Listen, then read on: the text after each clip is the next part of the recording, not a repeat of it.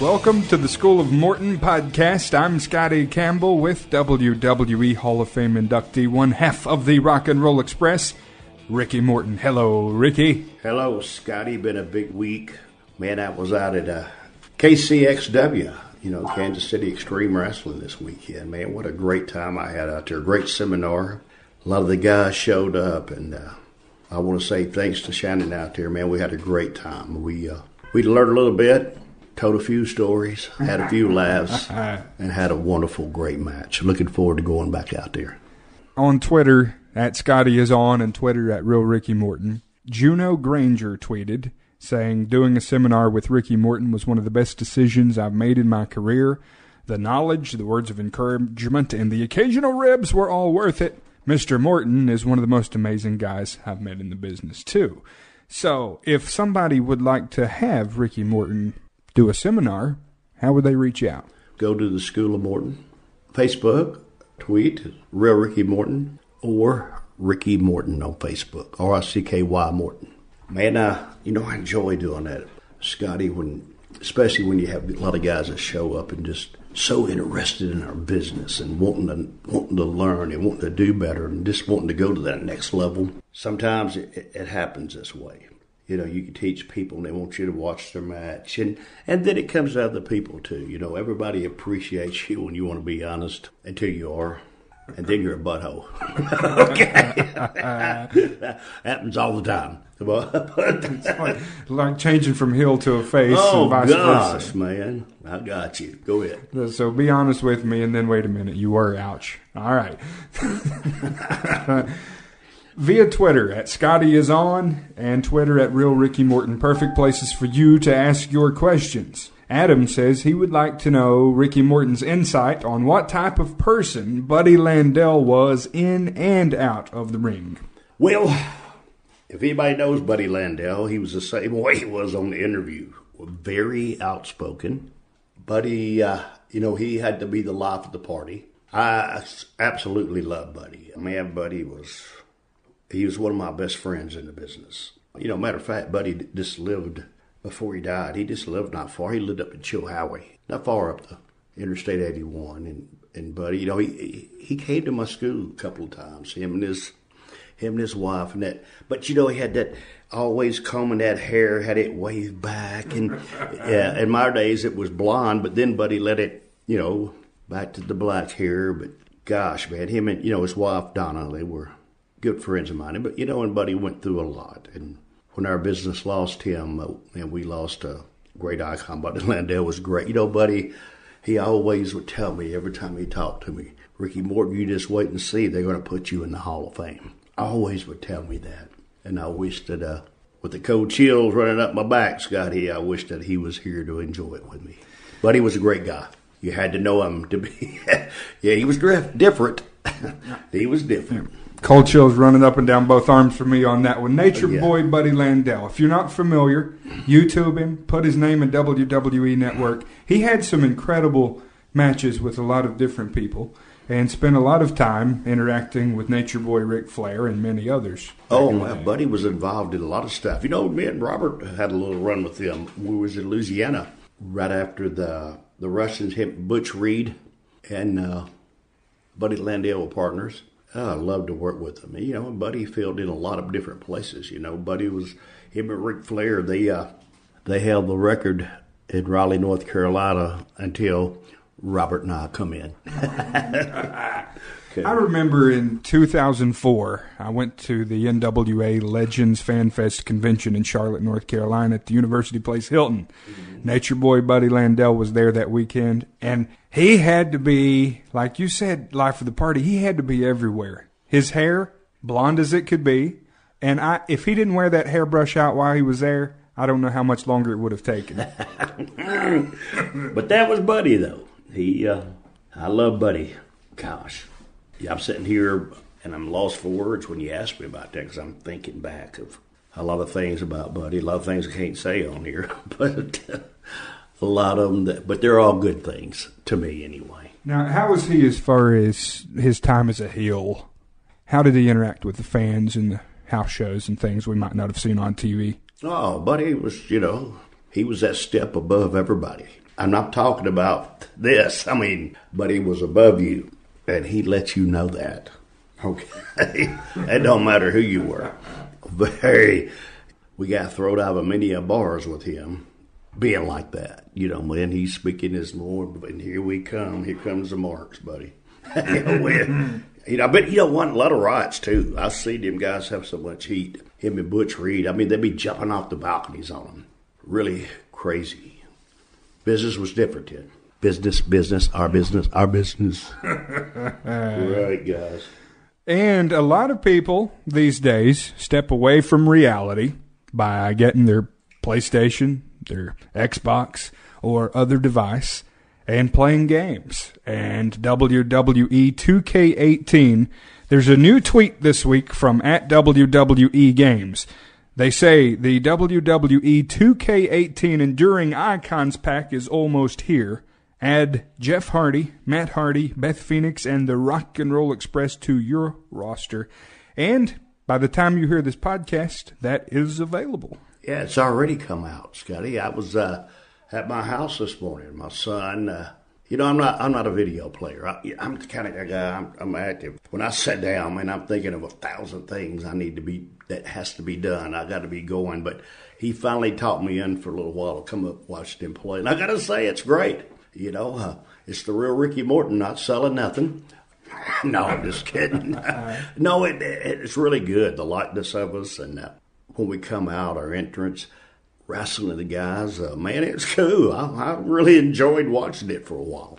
It's unbelievable the way the games have improved over the years since those 8-bit games back in the 80s and all that. But now, with the Rock and Roll Express being included in WWE 2K18. Will you take us behind the curtain? How does that process work for you? Do they contact you to get permission to use your likeness at this point? Just curious how that works. All of the above. They contacted us. We had to sign contracts. They paid us. I mean, it's the first time that, after all these years, even as an action figure, Jack's made one that wasn't really a big thing. And it's really popular because they didn't make many of them. There's not an out there. Like people collect stuff like that.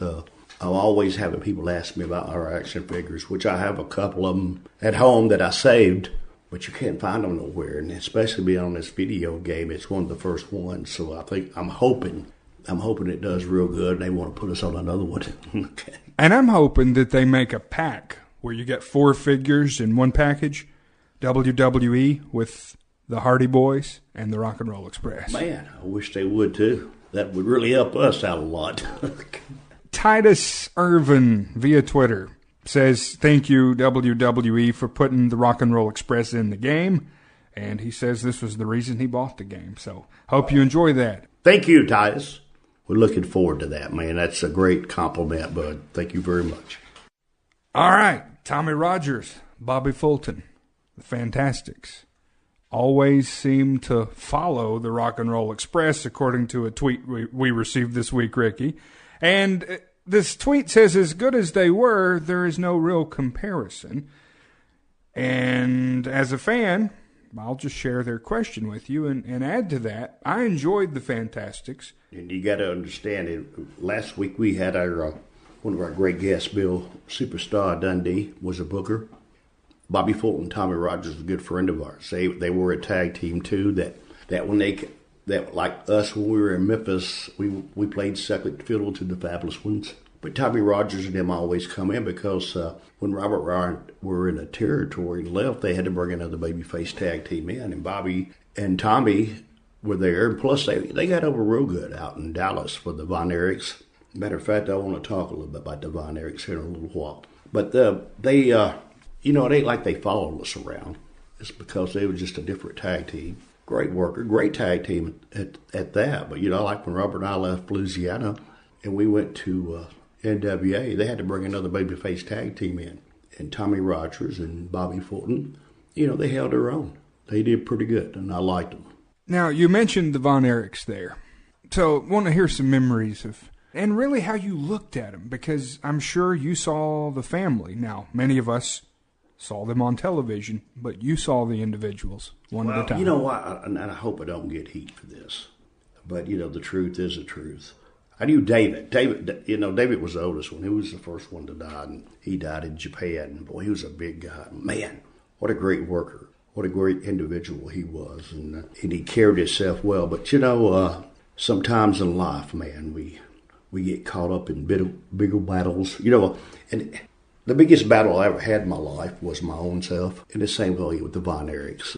Unfortunately, David, he OD'd in Japan. And then I got to know Kerry and not really Kevin, though. Kerry and their other brother, Mike. And, it's sad about the way things happen into the life. But I remember booking when myself and Dutch Mantel were booking, we brought Kerry Von Erich into the Memphis territory a couple of times, and gosh, what I'm skipping over. But the first time I ever met Kerry, man, he come into the dressing room, and I'm going to tell you, man, he was so tore up. And at that time, the real big thing was like Sony Walkmans. And I actually seen him lace his Sony Walkman up into his boot, getting ready. Wow. Okay. That's dedication. Now, we're in Fort Worth, and Kerry's going to wrestle Ric Flair, and you got to... And please don't think I'm a bad person about talking like this, because I've been there, done that, but I always done it after the match. Him and Ric Flair were going an hour time limit. Rick was in the ring. They've played Kerry's music 5 times. We go out back, and he's in the car with it running, tapped out. Oh. Okay, Ken Mantell was the booker. We couldn't wake him up and get him out of the car. Finally, they knocked the wind out, got him. So toe up. They get him to the ring, and Rick just got so frustrated, he threw him over the top rope and ended the match. Now, his place was packed too, but I never forget the next day in the paper, the modern day warrior proved once again he's the modern day warrior. A temperature of 108 degrees. Can you imagine that temperature? You're dead, okay? But him, the water, he finally went to the ring, and we got to the ring. I'm thinking, oh my God. And the same thing happened when I said I was with Dutch Mantel. We're Evansville, Indiana, and done played this music 20 times. And they had a little bathroom in Evansville down. And the door was locked, and I kept the door open.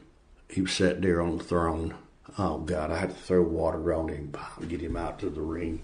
But we all had our demons. We all did. But I'm just telling the truth about it. I mean, we can go on and on. I can tell you some other things. But gosh, Von Erichs were a trip. They were all different. Kevin had, got a real level head on him. He took care of all that. He kept them straight while he was around. But when they wasn't around, they didn't. They took advantage of the point that one day he wasn't there. I want to fast forward. Well, I guess it's fast forwarding and going back in time. 27 years ago this week, 1991, January of 91, WCW had an event in WWE Stomping Grounds, the Northeast, the Meadowlands, in East Rutherford, New Jersey.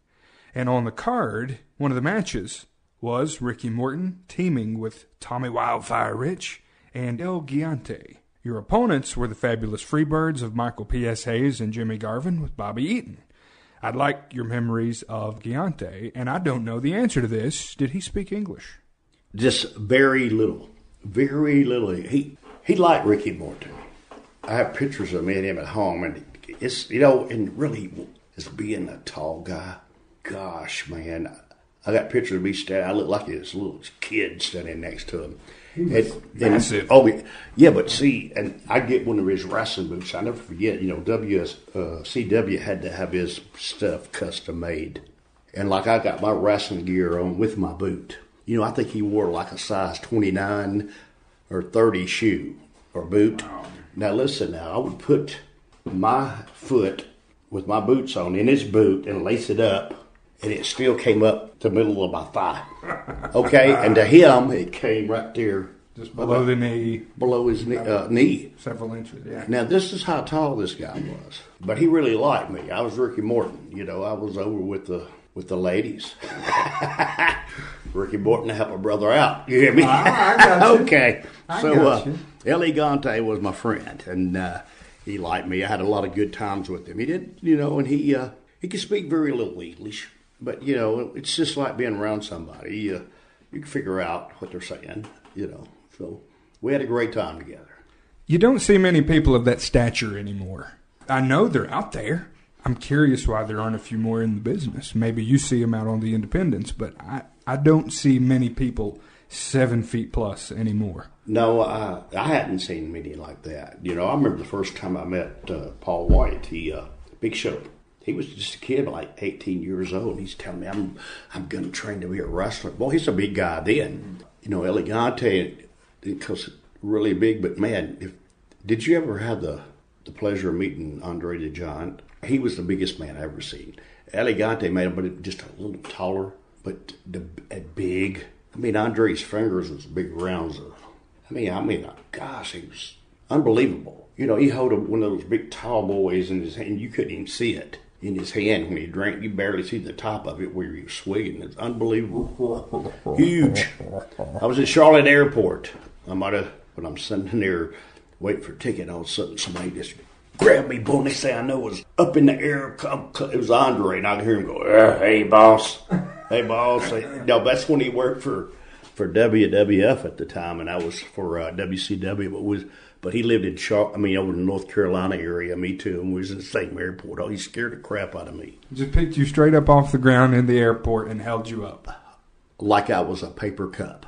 Wow, that's how strong. And at that point in his career, I guess his back was completely shot. From what I understand, he had his physical challenges. I don't know specifics, but I've heard stories that he had a tougher time in his later years in the WWF in the late 80s. He never complained to me about it. But you know what? You can go on Facebook and look, and I don't know who this boxer was. Him and Gorilla Monsoon, they were doing an exhibition somewhere with the boxer, and the boxer tried to, he didn't, this is exhibition. It's for show business. It's to do this, and this boxer wanted to throw, I'm going to knock this fake big, and he hit Andre. And Andre beat the living shit out of him. And then everybody jumped in the ring like his manager, and I think, and you can watch this tape, Gorilla Monsoon bit the manager's thumb off. Off? Yes, bit it completely off. Don't know what it's under, but I've seen it before. A lot of people look that up. That reminds me. If you find that, let's talk about it next week. Find it on your Sounds Facebook. good. Yeah, man. Wow. Gorilla Monsoon bit somebody's thumb. Hey, have you noticed this shirt I got on today? Pro Wrestling Collar and Elbow. Looks like the old Pro Wrestling Illustrated magazines. Oh, yeah, isn't it cool? Yeah. I love these shirts. They said to them, I just want to tell everybody, man, if you're interested in some of this, get a hold of them at Collar and Elbow on their Facebook. Pro Wrestling Tees has got some great T-shirts, too. Believe it or not, the School of Morton, we're fixing to have some T-shirts come out, brand new ones.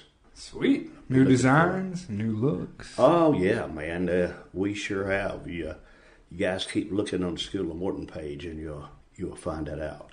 And also hit ProWrestlingTees.com while you're there. Search for Rock and Roll Express. And when I'm sitting Ricky there talking, Morton. too, I want to tell everybody that this Saturday night, I'm going to be in Greenville at the Rio Sports Bar. Now, it's not a School of Morton show. It's not that. I'm there just wrestling. But if you'd like to come out, have a beer, watch some wrestling, come on down. We'll be having a good time. But what I really want to get on to is, Scotty, I'm coming to the end of my road, buddy. I'm 61 years old. And on March the 17th, right here in Bristol, Tennessee, and it probably one of the last times this ever happened. Robert and I'll be there, and beautiful Bobby Eaton. We're going to be at the VFW on State Street, March the 17th. The money goes to the VFW to help all the veterans that come there to keep the doors open. Man, I'm looking forward to being there. Probably one of my last matches around here in this area because I'm on the road a lot and other things going. And it's not a lot of promotions that come here. So looking very, very forward to doing that. Can't wait. March 17th, Bristol, Tennessee. Details, Facebook at School of Morton. Those will be forthcoming in the very near future. Up. Yeah, sure will. I saw a tweet just a few minutes ago, and it says, we're excited to add Ricky Morton and Robert Gibson, the Rock and Roll Express, to the guest roster for Days of the Dead, Atlanta, Georgia, appearing all weekend at the Toy Mania booth. Oh, yeah, man. Everybody get a chance. Atlanta, big town.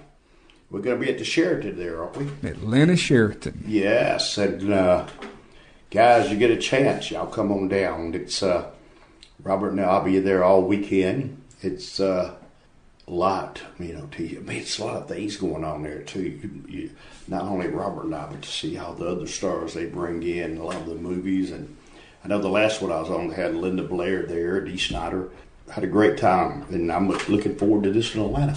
See the list, all the guests, and how to get your tickets. They're on sale now at daysofthedead.com. Well, Ricky Morton, they just made an announcement on WWE this week on Monday Night Raw that Goldberg is going to be inducted into the WWE Hall of Fame class of 2018. How did Goldberg strike you in WCW? To tell you the truth, I wasn't there, but I know Bill. Bill's a good guy.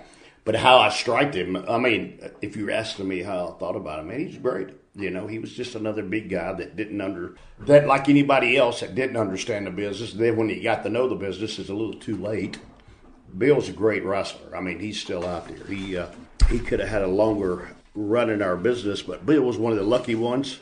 He had signed one of those contracts for Ted Turner that when they closed down, he still got paid. The smart one. Cashing those checks. Yes, sir. Walking to the bank. Our guest at this time, ladies and gentlemen, been in many arenas across the country and in so many different promotions over the years.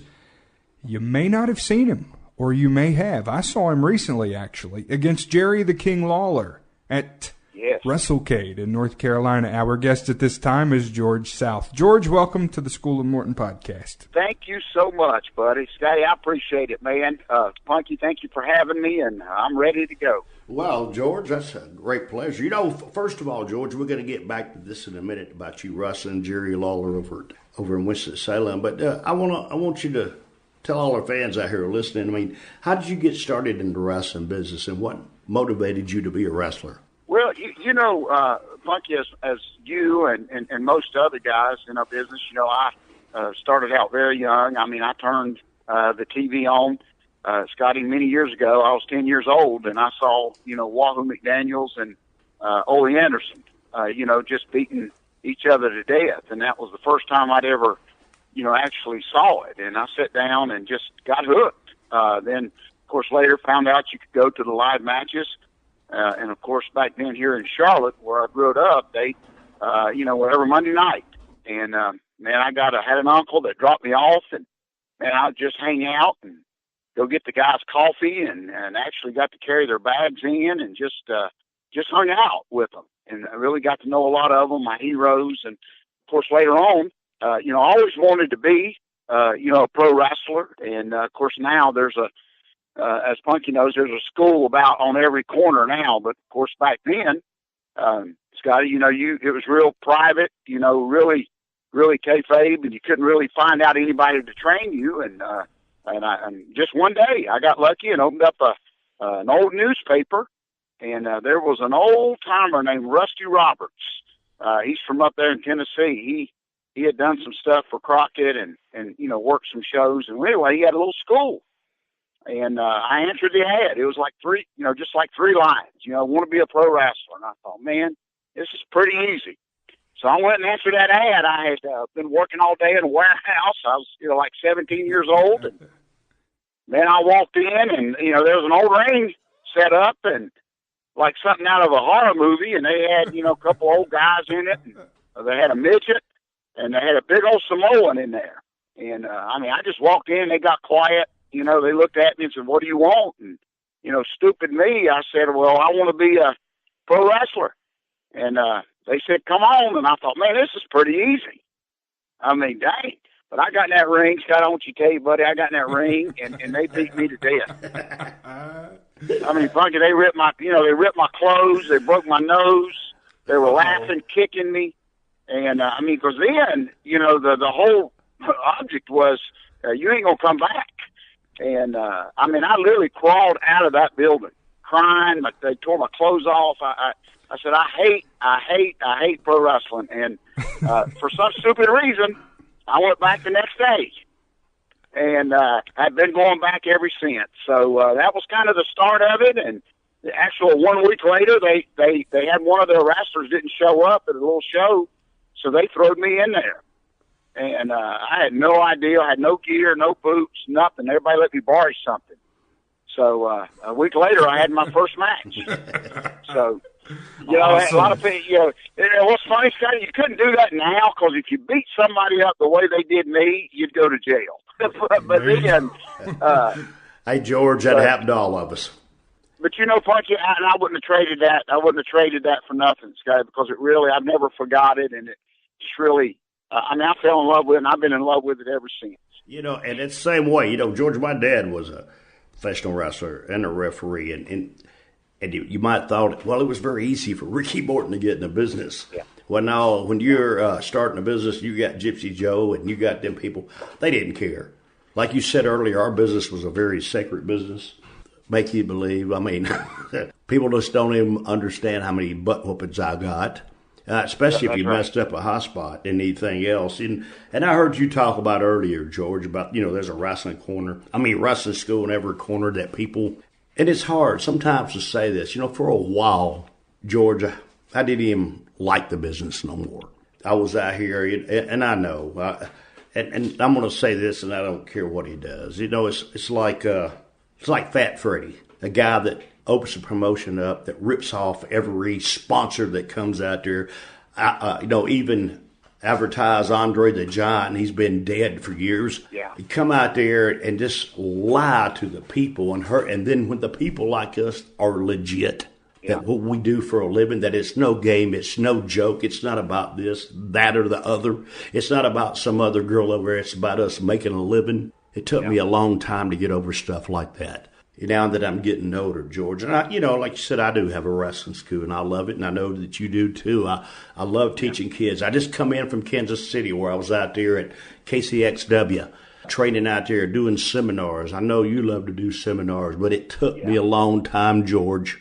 It did, to really love my business again, and it's not because of that. It's because of the other people that really hurt me, that really not only hurt me, but hurt our business so bad. Right. Yes, and I know you've seen that before. Well, Punky, and I know you know this too. You hit the nail on the head. We fell in love with something, and it's almost like for years we've been trying to recapture, that love that we had and what it meant to us. And you really wonder sometimes, does anybody really understand? And I know we all got to make money, we all got to pay our bills, but there's a love for it that I don't see much anymore. And like you said, just because your dad was a referee or in the business and had a name, fans do think. I know when I trained, Tully's daughter, Tessa, I couldn't believe some of the remarks that people were making about how, she was getting where she was getting, she's getting all the blessings because of her dad and because of her name. And I'm thinking, wait a minute, her name doesn't have anything to do with this. If anything, it's harder. I know with, Ric Flair's son and Ricky Steamboat's son, it's almost harder for you guys that had someone in it because everybody expects you to be just as good as your dad. So that was a battle in itself, just trying to smarten people up that this wrestler ain't don't care what your name is. When you take a bump, you take a bump. And those long miles at night don't care, what your name is. So, I was like you. It got to the point to where, and this, Punch, if I wasn't working with you at a lot of these shows, I didn't want to work. Seriously, I'd go and make an appearance, and I'll still love getting in the ring, but, a lot of times it wasn't even worth me putting my boots on. And what I think's funny, Punch, is people say, well, you're not as tough as you once were. I thought, listen, guys like Dick Slater and Brody and all them that we were in the ring with, they were tougher than anybody, Scotty, that's in wrestling right now. So it ain't got nothing to do with if we're not as tough or anything like that. The object of this business is not to go out there and get hurt. Yeah. You know what, George, and another thing, you repeated the same thing. I have a son, Kerry James, that wants to get in the business. And everybody thinks the same thing with him, too. First of all, I put him in acting school where he can learn how to talk. When he comes to my school, he's not above anybody else. I make him work with the little kids down there. I make him do everything. Make him clean up, sweep the floors. But that still don't make him a professional wrestler. I still don't know what the future is going to hold for him. No, nobody does. And I like to tell a lot of people out there, and And this is great, and I'm glad you said something else about Tussa, how hard it was for him. And this is the reason we have wrestling schools, is to prepare these people for a situation when it comes your time that you could be ready to follow your dreams out. Last night I was watching WWE, and I seen Cedric Alexander on there. And people don't even know that I know Cedric when he was out here on the school. You trained him at your school, did you, George? Yeah, I sure did. See, and he was at the right place at the right time. And when they asked him to do something, he was prepared for it. And that's the reason he's there in WWE. That's exactly right. And you know what?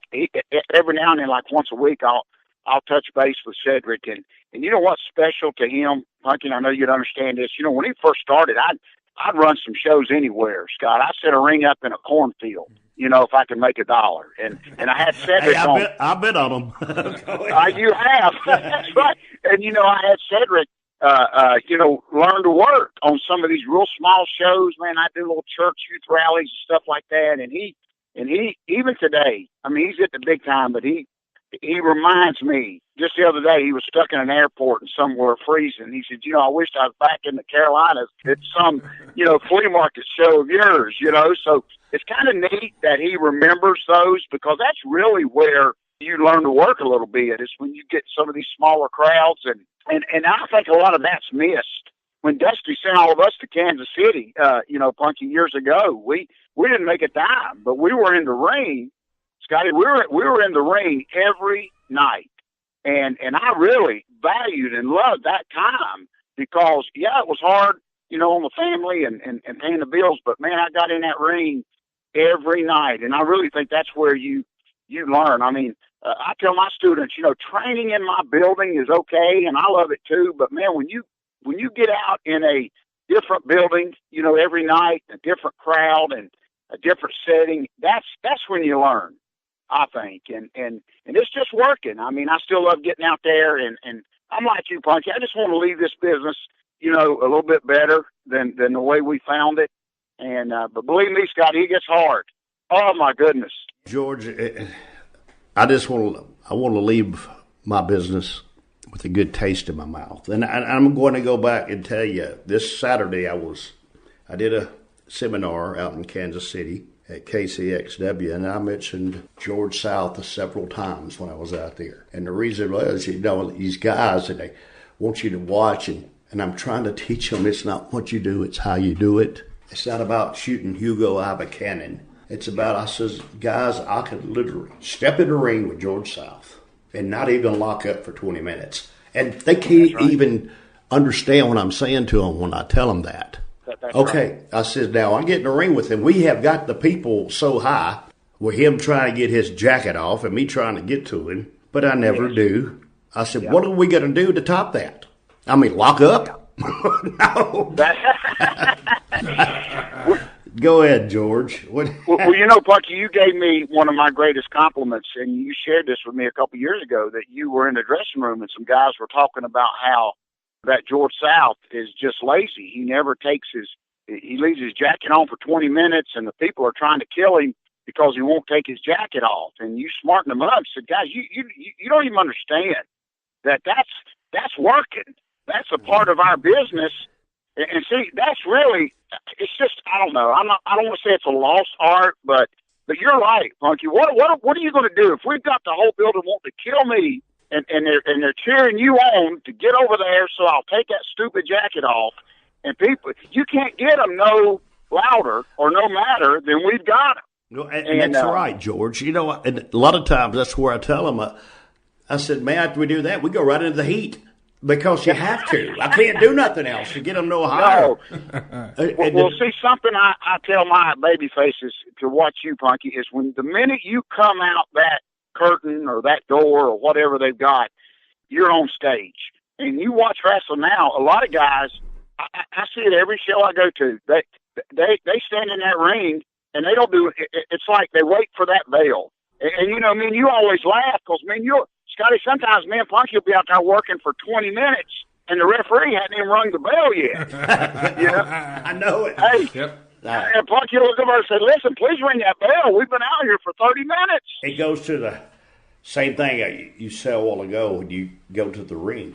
I told few guys the other day, you don't know who you're stepping in the ring with. You don't know what they're experiencing. And I do this a lot. And it's not disrespecting anybody. It's not me being mean to you, but I'm 61 years old. Don't hurt me.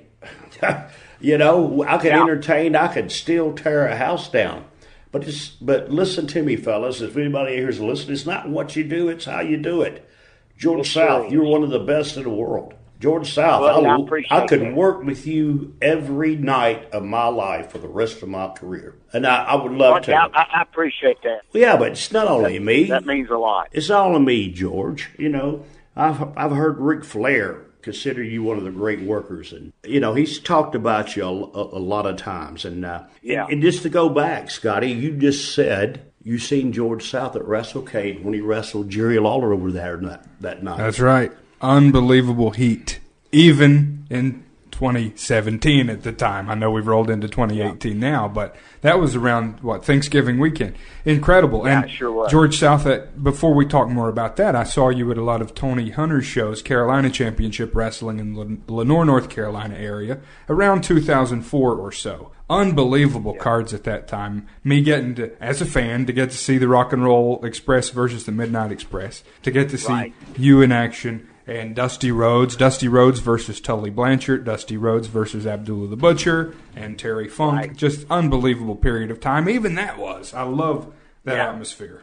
Scott, that really was a special time. I was looking through some of my old, I got a little museum at the house, and I found some of the actual programs from, those shows. I mean, Tully and Dusty doing a bunkhouse, and then, we had Midnight and Rock and Roll doing a scalpel match, right there. And, of course, I got to work Brad Armstrong several times on those shows, he was just unbelievable. And so it really did have that Mid-Atlantic Jim Crockett feel to a lot of those shows. And I just appreciate that.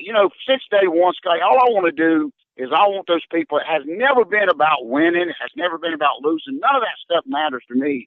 I just have always, and I'm so thankful to the Lord, I just want to make whoever I'm in that ring with, with rock and roll, I want to make them, I know my job. And it's just amazing when you talk to some of these young kids, and they're so worried about what music they're going to listen to. They're so worried about if they're going to lose. And it's just, I can't explain it. It's just, man, I know my place, And George, I got to get my stuff in. Well, see, Scott, here's the thing that's missing, buddy, and I want to share this with you real quick. See, the thing I miss that's not in wrestling now is, we all took care of each other, Scotty, back then. I mean, Rick and Robert were on top, but they took care of the middle guys and me, first, second match. See, the thing is, though, I'm not saying there wasn't jealousy, but Scotty, I remember when Dusty split up Rick and Robert and had Ricky with, Dusty. I'm sorry, with Ric Flair and all that. We were so happy that was going to happen because I knew they were going to do unbelievable business, and I was going to be in the first match, and I was going to make some of the best money in my life. You know what I'm saying, Scott? But now I can hear guys say, well, that shouldn't be Ricky Morton against Ric Flair. That should be me against Ric Flair. You see the difference in it? We were happy because we knew if Ric Flair and Punky are going to do good, we're all going to do good. See, and that's not, I'm telling you right now, I had a guy tell me Saturday, he came up to my table at a show and he said, George, he said, the way y'all do it or used to do it is wrong. He said, if you want to get noticed now, you're going to have to do all these dives and you're going to have to come off the top rope with all this stuff and you're going to have to go through tables. And that's what this guy is actually telling me, that's what he believes if you're going to get noticed. But Scotty, let me tell you this. My son just went to WWE a couple of weeks ago in Atlanta. He got to go backstage and Scott Armstrong, and they actually gave him a little dark match. But you know what they told him before he went to the ring? He only had 5 minutes in front of Triple H and all of them. They told him that we don't want to see no dives. We don't even want you going to the top rope. So see the difference here of what somebody at these independent shows think, what everybody wants to see. They don't have a clue. When my son heard it straight from WWE's agents, we don't want to see any of that. So I sit back and almost laugh, Punky, because they don't have a clue. Well, they think what people want to see, but that ain't what WWE wants right now. It's not. They want people that understand what our business is about. This is a multi-billion-dollar business. It's not about, and no matter what anybody does, I've seen it before. I've seen somebody else to do it. You remember Chavo and Hector Guerrero? Gosh, man, they did all the things you see today. I seen it done 40 years ago. Yeah, that's exactly right. I believe that. And we was talking about earlier, and I'm glad you mentioned something, George, and that's what really gets to you sometimes, because I know I got older in the business. It's a new generation, and you have to go with the flow, but people don't understand. And I'm just going to say this, and I'm not patting myself on the back. In the NWA days, I had a lot of people depending on me to make a living. That's right. Yes, and it was my job. You see, and it's like I try to tell them, and it's just like anything to do with getting a job. It's like this guy that the Smashing Pumpkin guy that just bought NWA. Why can you bring people in like us that do know the business instead of people that think they know the business? See, that's right. In my case, I had to sit down many a times, and people don't even know this. I sat down with Dusty to understand what kind of angle he wanted me to do to make this right, to make this sell out every week that we come back. And they don't even understand that. When guys depend on you to sell the buildings out. Now, I'm like my wife, George. I might not always be right, but I'm never wrong. Okay. And they do. I go to some independent shows and do things to come back. And don't get me wrong, independent shows don't draw 5,000 people unless you got $50,000 in advertisement and a lot of things are here, but we do good. Yeah. I take a business that, when you take a independent show, and you see me on many of them, George, when you go from, they're drawing 25 and 30 people, and then we come in and draw 200, they come back and draw 300, and they come back and draw 500. That happens all the time. And that's the reason that we're still that I'm, and you too, are still very active in business. Well, Scott, a lot of people, and I just sit down with this lady a couple of days ago. She's interested in becoming a wrestler, and I've never met her. So we sit down. First thing she says is, "You're not really a jerk." And I said, "Excuse me?" And she said, well, everybody has told me that you're a jerk. And she said, and that all you care about is money. And and to break the ice, Scotty, I said, no, but my belly cares about money. I got to eat too. But she kind of laughed. But yeah. But I said, honey, where did you? She said, well, I'm so glad I met you. And so, Scotty, I'll defend. See, a lot of people think me and Punky and maybe Robert. A lot of us guys are just old farts that done it one way, and we don't change it. They don't understand. No, I want good for everybody, and I know why we're still doing it, because I know there's still hope out there. But it's just like a show this weekend in the Carolinas. A guy went through a table and got hurt. Now, he's in the hospital. He's still in the hospital for going through this table.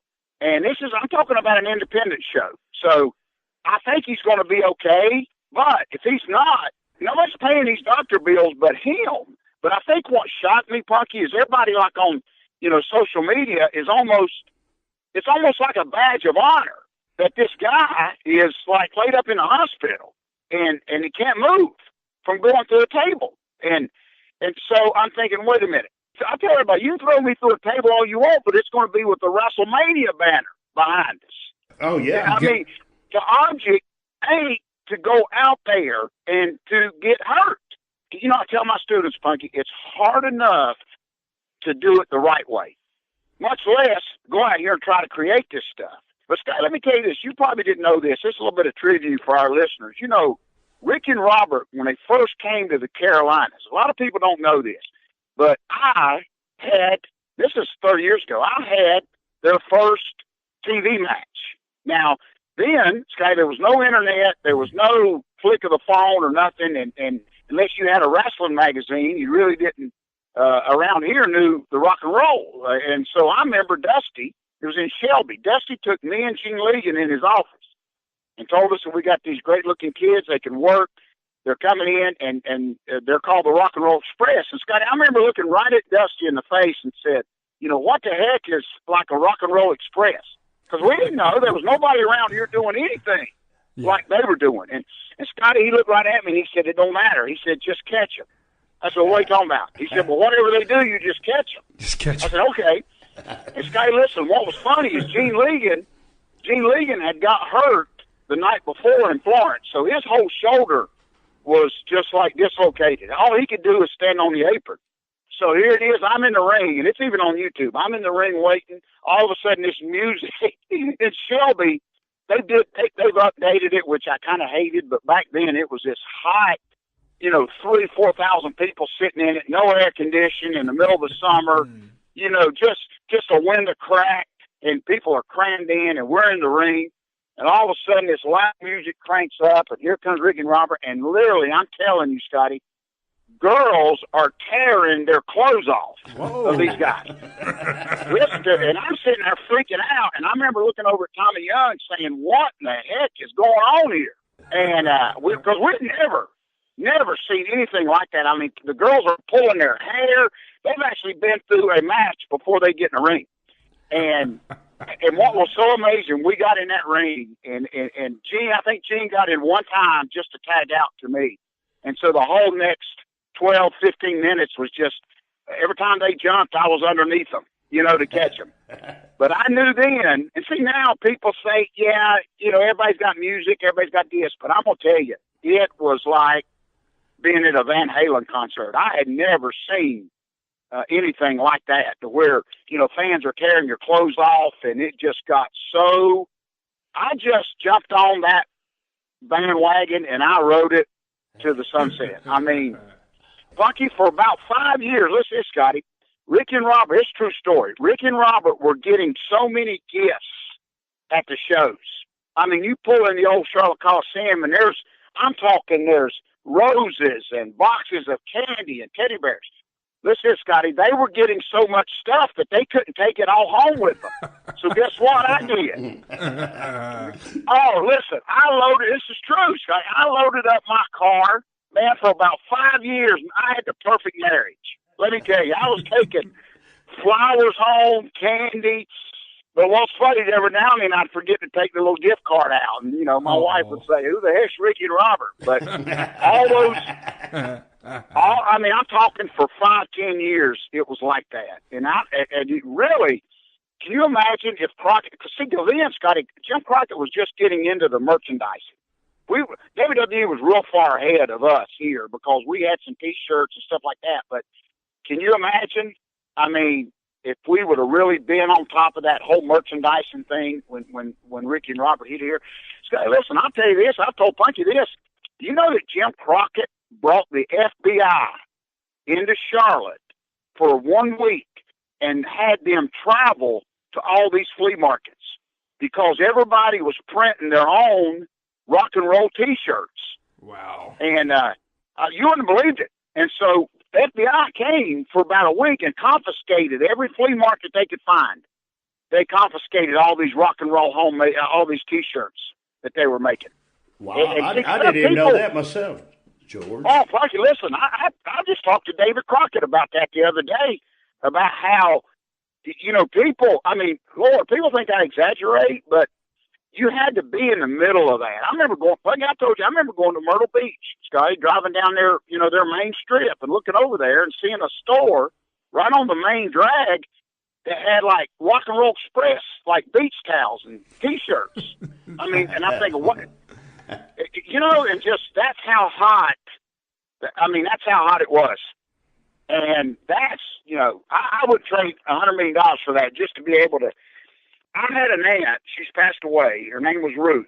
In Waxhaw, North Carolina is a little small town outside of Charlotte. Well, she worked at a nursing home. Now listen to this, Scotty. And everybody in that nursing home wanted to meet Ricky and Robert. But Jim Crockett had to find a way. How can we bring Ricky and Robert into this little town without the whole town knowing about it, letting these people at this nursing home meet them without the word getting out? Well, let me tell you something, Sky. This is funny. I got a picture of it at home. The word did get out. Uh-oh. So Ricky and Robert show up at this Waxhaw, and I'm not lying to you. They had Air National Guard. When I tell you, there was thousands of people. But the funny story was, Ricky and Robert never got into the nursing home. They couldn't. They couldn't get in. Remember that? you couldn't even get in. And and that's just like, I think about this all the time. I wasn't educated enough to know even about selling T-shirts or selling pictures and all that stuff. Remember with George, we used to do the personal appearances for Hardee's when he first opened up in these towns. And I sure do. And some of them we couldn't even get to. They had to get a helicopter and put us on top of the Hardee's, and we just waved at everybody. We couldn't sign autographs. I mean, when you were in a small town and 30,000 people show up in a town, you can't do nothing. Traffic's backed up. It's dead standstill. But you know what, George? But it was guys like you, and even today, that when the good times, you made them great, but the hard times, you made it easy. You That's hear right. me? That's right. And like I was telling you earlier, and a lot of guys don't even understand this, and when you try to tell them, it's hard to explain less is more. It's hard to explain that and I'm going back to what I was saying earlier, when you get people, and not long ago, I'm not going to mention names, but we was in a match, 6-man, and we had the people so high. And the guy, one of your partners, was kept trying to come and grab me and lock up with me, and I'm screaming at him, "Get away from me!" That's you know what I'm talking about, and yeah. because you heard me cut an interview on him. Sometimes. Hey, I was working Punky one night, and you know how these promoters at these shows, they believe their own, poop stinks. And so we were in the ring, and this promoter, that we were working for, he comes out and decides to do like a 3-hour promo. This guy grabs the mic, me and Ricky's in the ring, this promoter grabs the mic, and he starts like dogging every other promotion, how he's going to put everybody out of business. Has nothing to do with our match. He just decides to do this shoot interview, and right in the middle of it, I wish I could have had it on tape. Ricky reaches over and grabs the mic from the guy. This is the guy we're working for, because the guy won't shut up. And so Punky reaches over and grabs the mic, cuts the guy right off. Right off. And the whole time I'm thinking, Lord, we ain't gonna get paid. We ain't gonna get paid. But it was just, and I can't do nothing but start laughing. It's those times like that you don't plan on happening, but just, when something like that happens, I still love this part of the business, that it's just spontaneous. And Punky reached over and grabbed the mic, shut the promoter right off, who would have still been talking if he hadn't done it. But, then you're trying to have a match after that, and it's hard. But yes, it is. Those little things. But Scott, let me tell you something. I just shared with everybody listening about how, big Rick and Robert were. But, this whole time when the territory was so big here, like I said earlier, Dusty sent a lot of us to Kansas City, and it was the flip side of Charlotte. It was hard territory out there. It was snowing. The towns were way, way down, and there was no money to be made. But do you know, and here's something, I ain't just putting Punky over because we're on the phone with him, but Punky always, like me and Rocky King, my good friend, we would room together. Because Dusty would still come out there once a month for one big show. And Ricky would always, they'd always check with us, Scotty, to see how we're doing. Mm-hmm. If we needed any money, or how was we doing? How's the family? You see what I'm saying? So that's what it goes back to what I said earlier about we all took care of each other. I remember one time I told Punky, you may not remember this, but one night in Kansas City, I was ribbing you. I said, man, I just saw a wrestling magazine where you were voted Wrestler's Sexiest Superstar. And Punky said, where? I said, well, it was at a gas station at the corner. And you said, well, go get it. When the show's over, run and get it for me. He said, I want to show it to my wife. So I'll never forget it. I went and got it. The magazine was like $4. Punky, you don't even remember this year. Scotty, he gave me 50. I told you, you gave me $50. You gave me $50. And I said, Punky, the magazine was only like $3. And you said, no, keep it. So see those little things, Scotty? I needed, let me tell you something, I needed that $47. Right on. You know what I'm saying? Absolutely. So, yeah, I said, George. You know what I'm saying? So he didn't have to do that. Really. And I didn't mind going to get it. And it ain't about the magazine, but it's about those little things that I've hung on to all these years. And that's what, me and him still friends today. And see, the boys now, they will never, ever experience what we do, what we did. It's like down at WWE. I asked one of the guys down there. He called me from one of their towns that NXT was running. I said, well, who's with you? He said, well, nobody. I said, what do you mean nobody? He said, well, I'm by myself. I said, you mean y'all don't like ride together, and he had no clue. It wasn't nobody's fault. He just didn't have a clue what I was talking about. Wow. I said, you mean y'all don't have like a meeting place that all the boys meet and leave their cars? And he said, oh no. He said, I don't even have a clue what you're talking about. George, let me cut you off here because I was fixing to ask you that question. See, they didn't even realize that back then when we all traveled together, we all paid trans. That's right. You worked. I remember Sonny Fargo. We'd ride with Sonny. Everybody helped. We all met. We had meeting places. We'd all meet and all ride together, and everybody split the trans. And we don't just whoever you rode with, you paid so much a mile. And I'm glad. Right. I didn't mean to cut you off about that. About who the guy you was talking to. But in those days, who did you travel with, George? Well, that's funny that you mentioned Sonny Fargo because the very first road trip I had to go to Charleston, South Carolina. So Dusty he told me, so you ride with Sonny. So I jumped in the back of Sonny's car, and I didn't know anybody. It's like my first road trip, and I didn't know nothing about trans. So we drive all the way to Charleston, like 4.5 hours. We drive all the way back, and the whole time, Scotty, I'm thinking, man, this old guy is nice as can be. I mean, he's not asked for nothing. But we get back up here to Sugar Creek Road, where he picked me up, and I'll never forget it in Charlotte. And I got ready to get out of the car, and he cleared his throat. And I said, oh, gosh. He said, kid, what about trans? I said, I had no clue what you're talking about. And then that's when he pulled out this little paper. And I ain't lying, Scotty. He had it down to like the last penny. I mean, it was like 15 cents a mile. And so that's my first. But you know what I miss most of all, Scotty and Punky will tell you this, is when I made those road trips with those guys, that's when I learned. Seriously. I mean, just keeping my mouth shut.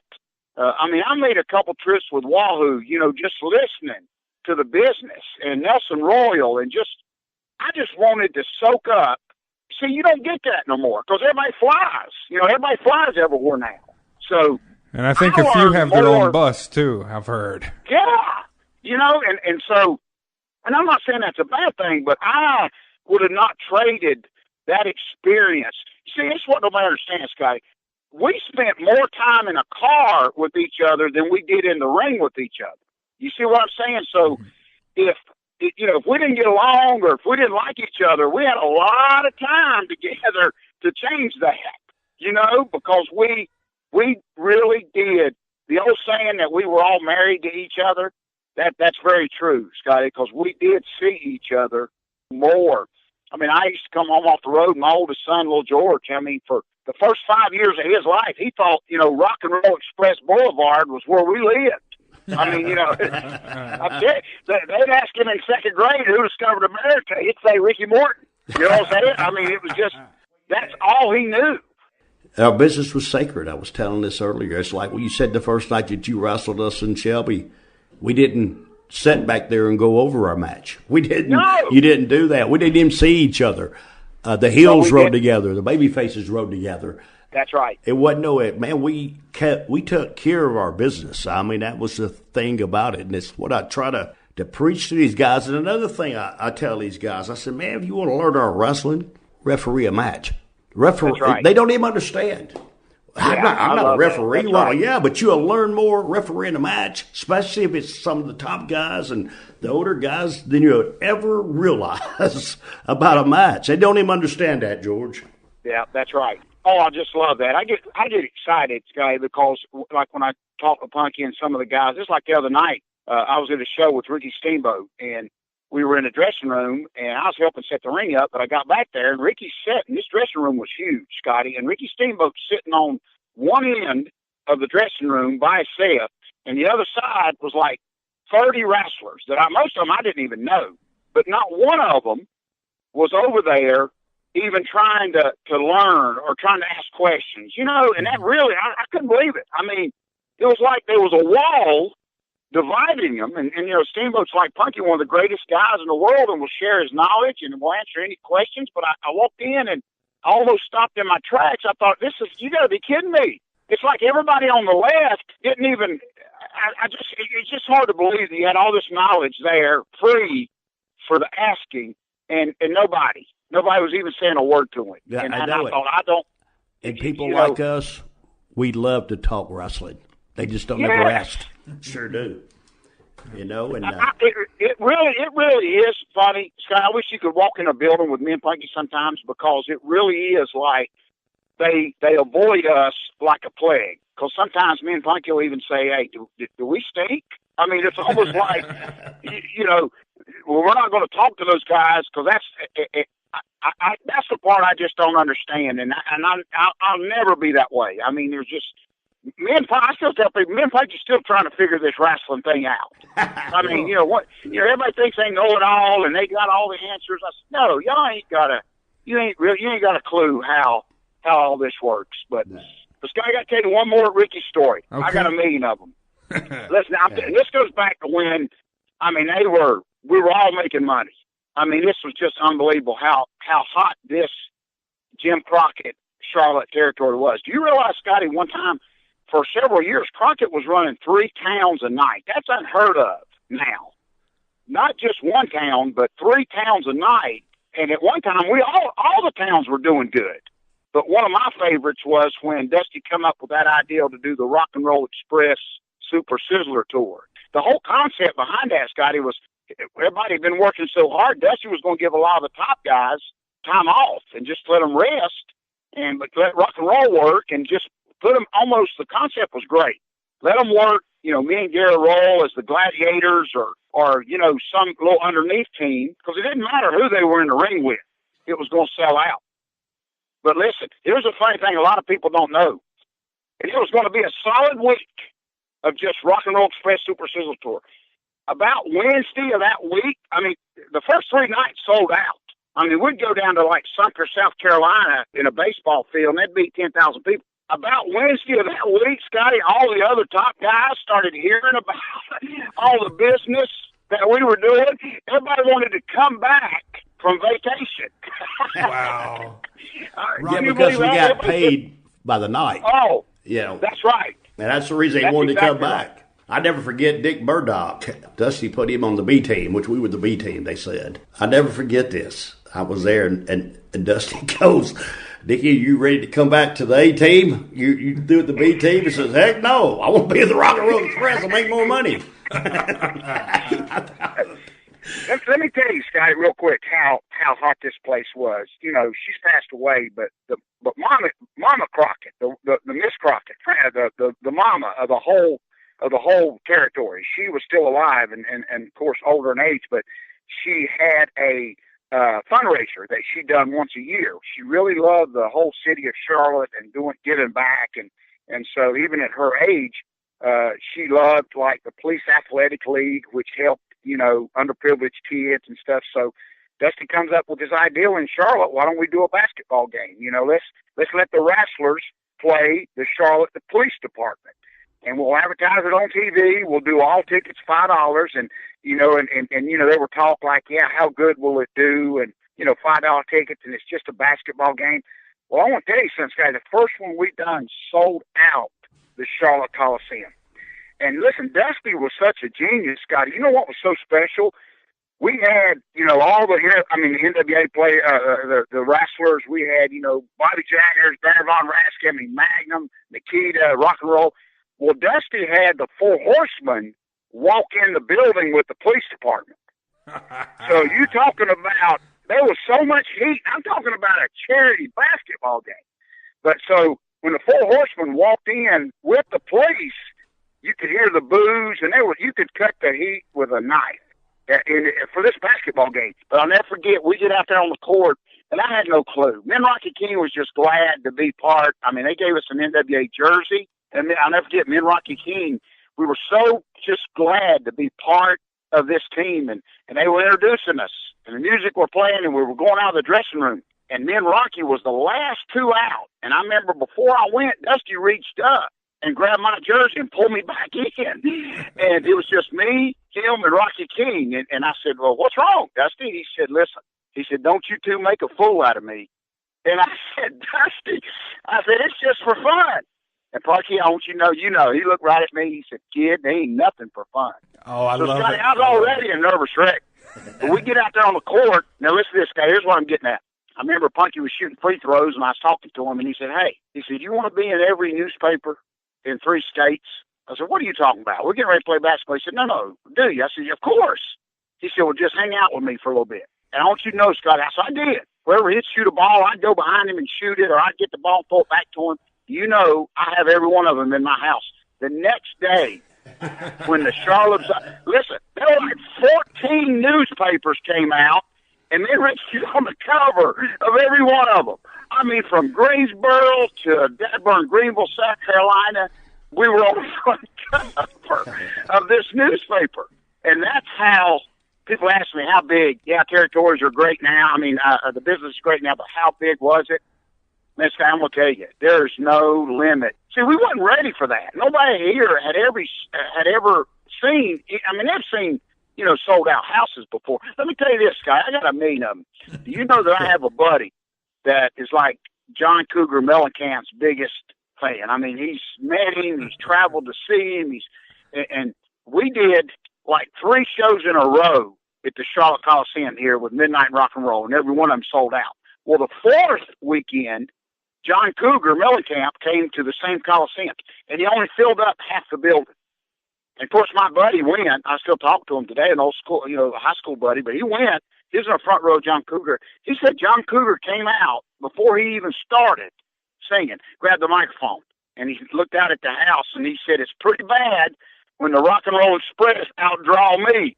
You know, so even John Cougar, and my buddy called me as soon as he left the concert. You don't believe how this concert started. He said, John Cougar come out, said Rock and Roll Express outdrew him.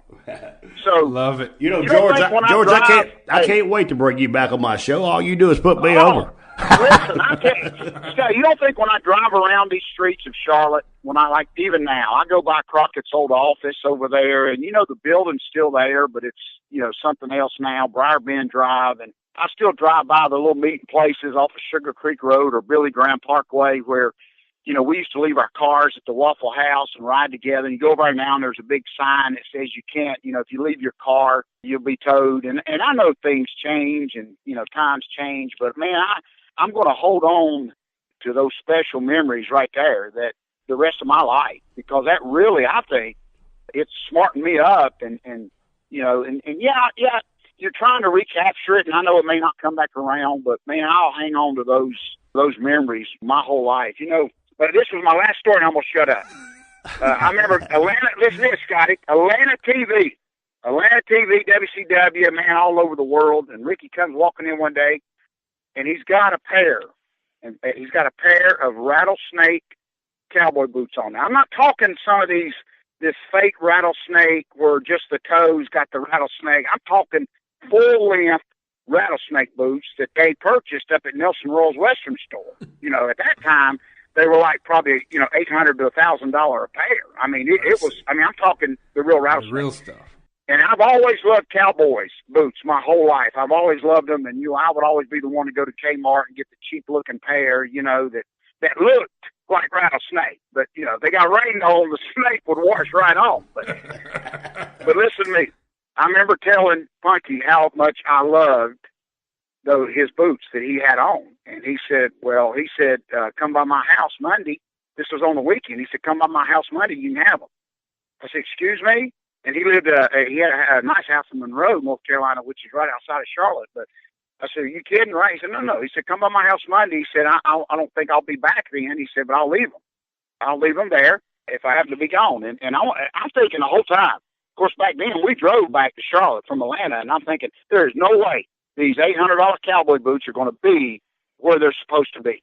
Scotty, I want you to know, buddy, and I couldn't wait. I couldn't sleep. I had not lied, but, man, I'm going to have, first time in my life, I get real, I mean, to me, you know what I'm saying? To me, it was very special. And so anyway, believe it or not, long story short, I got up early, drove to Monroe. It was about 40 minutes, got out there, followed the little directions. You know, there was no GPS or nothing like that. And I joked with Ponky because I come pulling up, and I started seeing toys. I mean, I'm not talking like little toys laying around. I'm talking about huge tree houses. I mean, it looked like Walt Disney. There were so many toys in this house. And there, listen to me, Scotty, there was those cowboy boots sitting where they said they would be, where Puggy said they would be. And do you know that, well, that's 30 years ago. Do you know that I still have those boots to this day? That's You know cool, what I'm saying? George. And see, little things like that. Listen, Scott, you can't. I couldn't make it up if I tried. I couldn't make it up. They really didn't have to do that. So I've not forgot those things. George, okay, thank you. That's a great compliment. Before we go here, though, man, because I always tell everybody, I have my school of Morton, but George Southf, and all you people out there listening, if you want to learn wrestling, you need to go to a good wrestling school that somebody knows who you are. I think, George, you run 2 of them, don't you? Yeah, I sure do. Yeah, we got one. Let everybody know where they're at. Well, I thank you, buddy. Yeah, we got one right here in Charlotte, of course, and of course we got one in Winston-Salem. It's been open for about a year, and both of them are doing great. It's about to run me to death, but we got some good kids, and hopefully we're going to teach them the right way. Of course, they can go, Sky. They can go to georgesouth.com and get all that information if they want to. But yeah, I tell people all the time. The only way I can tell somebody right from wrong is because I've been told right from wrong, Scott. If that makes sense. I mean, and the difference. I remember Ole Anderson cussing me out many times because I messed up. But see, I looked. You know what Ole told me one time? I know we got to go, but I remember I went up to Ole one time, and I said, "Why are you cussing me after every match?" And you know what he told me that I never forgot? He said, "Kid, when I quit cussing you, it's when you need to start worrying." Yeah, yes. And I said, "What the heck are you talking about?" He said, "Well, that means I don't care anymore." You see, and I never forgot that. So and that's the truth. That's true, George. It sure is. When Ole first met me, he's another one. He didn't like me. You're too little to draw money. He'd bam, and I did an angle with him. I don't know if you remember that, George, where he hit me. I hit him 700 times in the corner, and he just held on to the rope, and I went to the middle of the ring and took a bump. I don't know if you remember anything about that. Yes. Yeah. Yes. He loved me after that. He goes, God, boy. But, and it's good, George. Let me sum up this whole interview real quick before we go. The difference between Punky and probably 90% of the wrestlers, and all of them's my good friends. I see them all the time. But, one night at a show, the difference between Punky and a lot of guys, probably even me, is if a wrestling fan comes up to his table, and you can look at people right away. We've been doing it our whole life. We can tell who may have money and who may not have money, or who may be down on some hard times. But Punky's the only guy that I've ever seen take something off of his table many, many times and just give it to somebody. And you can say, George, wait a minute now, you've been hitting the head too many times, you're nuts. But I'm serious, Scotty. When you see little things like that, there's no cameras around, there's no...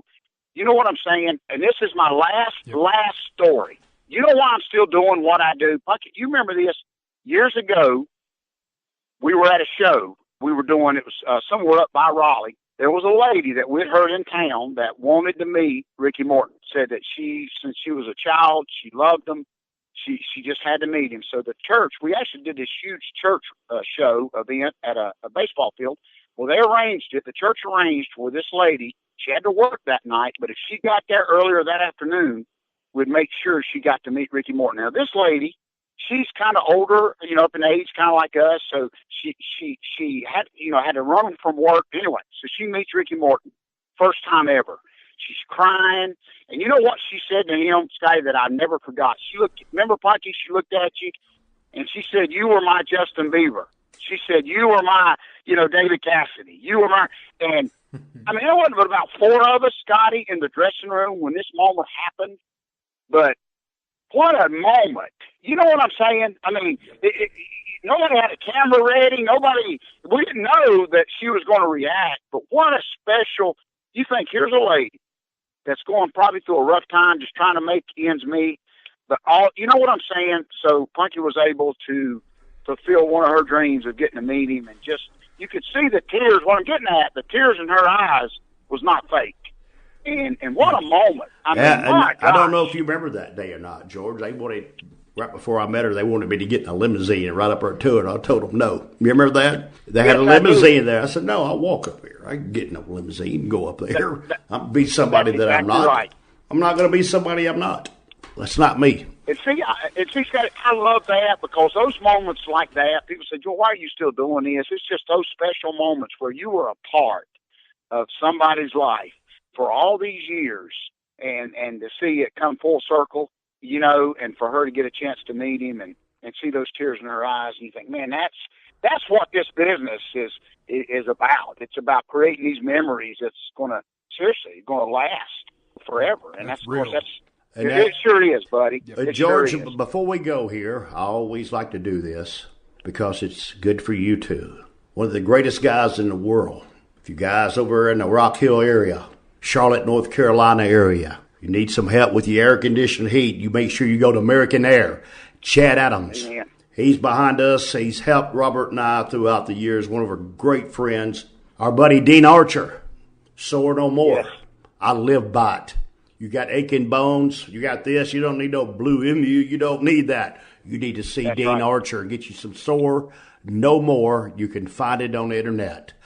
Two of the greatest guys in the world. Well, thank you. Hey, Scotty, I think Punky asked me one question, and I've been talking for 2 hours. But that's the way I got it. I cannot wait to bring you back on here. I'm going to walk out here with my chest puffed out doing the strut. Man, I'm over.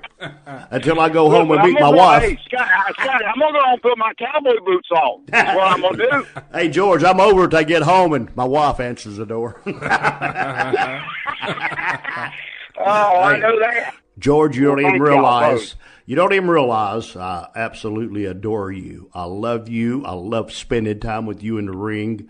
I love to sit back and watch everything. Scotty Campbell, this is Ricky Morton. You know, Scott, Punky, years ago, and I've never told you this, years ago, this is 15, 20 years ago, my oldest son, George Jr., he, you know how dads and sons are. You go through a period where the son thinks he knows more than the dad. Oh, yes. And there was a time there, Scotty, where, and I'll get real here just a little bit, there was a time there where me and my son, you couldn't put us in the same room, I mean, without us arguing. And we went through a period there where it was just hard for us to talk. And I remember one night was outside of Greensboro in the dressing room, and Punky asked me about my son. And I said, he's hard-headed, and we ain't talking. And I got ready to walk off, and Scotty Punky he walked over to me and spun me around. He did. He spun me around the dressing room. He said, listen to me. He said, you go make up with your son. And I'm a dad. I'm thinking, yeah, right. I know how to raise my kid, but I'll never forget that. And I went home that next day, and me and my son, we began talking. Of course, we're best friends in the world now, but I was stubborn at that time in my life. He was stubborn. Punky didn't have to do that. He didn't have to ask me how my son was, but that, I mean, my son loves him to death, but, you know, just him taking that time in that dressing room, Scotty, to say, listen, you go, stop that. Life's too short. Y'all quit arguing. You go home and make things right with your son. And nobody ever done that. And I just cherish that. And Punky, I love you, buddy. Listen, hey, Scott, I've been telling people rock and roll's been paying my bills for like 40 years. Thank you, I'm George. not ashamed. I'm not ashamed to tell anybody that. Yeah. Okay? I got you, man. So, Scotty. all right, I love both of you. Thank you. Right back at you, George. Bye, buddy. I'll see you on the road. All right, mate. Thanks, Scotty. Thank you so much. Have a great day, buddy. You as well. God bless you. She said, Rama, lama, bama, lama,